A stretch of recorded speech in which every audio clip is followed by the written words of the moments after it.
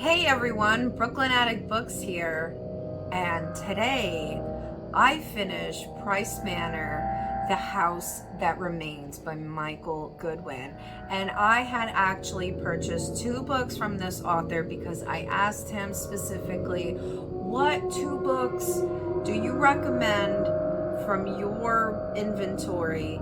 And he said that this one comes highly praised. And I'm not surprised that it does. It's so cool because it's two subgenres under horror that are mixed in this book.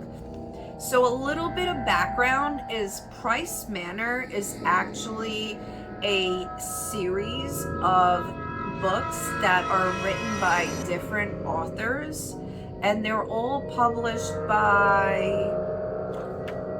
Deadline Horror Collective.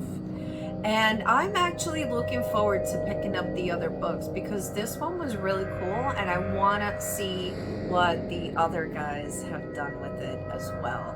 And I believe there is two more books in the works right now, but let's see what happens. So, a little bit of background of this specific book without going into too much crazy detail is that there are 6 strangers who happen to come upon each other and form a group of survivalists in a post-apocalyptic world. And the region they're traveling through has a band of like a group of cannibals that hunt people, and they're pretty savage. So they end up coming upon this mansion in the middle of a field that seemed to pop up out of nowhere. And they decide to take refuge inside of it. Now, little do they know that behind every door there are their worst and deepest, darkest secrets / nightmares and fears come back to haunt them from their pasts. And it is a wild ride.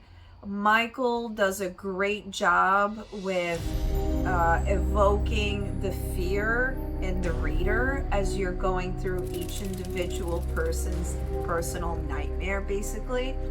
It kind of reminds me of when Stephen King did the individual nightmares for the kids in It.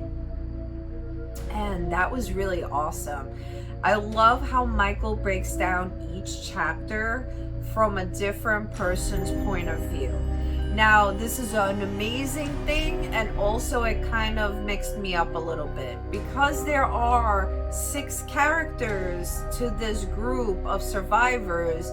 I had a hard time keeping track of the lesser characters that end up disappearing early on in the story.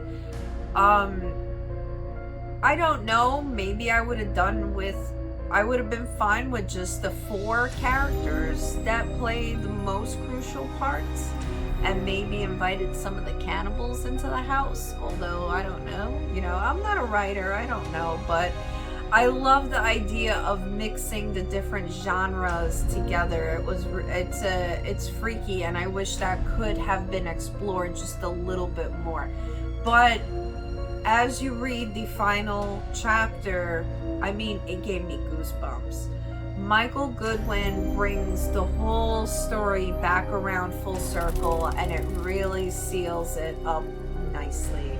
I highly recommend this book. It's a great Halloween read, so pick it up if you have an opportunity to. See you guys soon.